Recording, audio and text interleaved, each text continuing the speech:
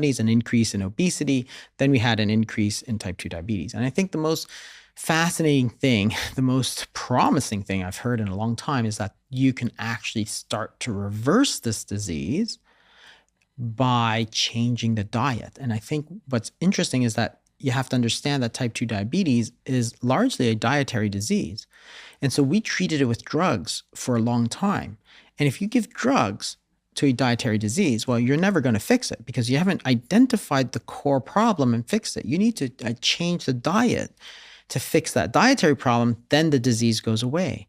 And now we have data on intermittent fasting, for example, and also low carbohydrate diets. Dr. David Unwin published his data in the UK on reversing type 2 diabetes with reducing carbohydrates, which is showing that you can reduce about 50% of the people and put them into a completely drug-free remission state.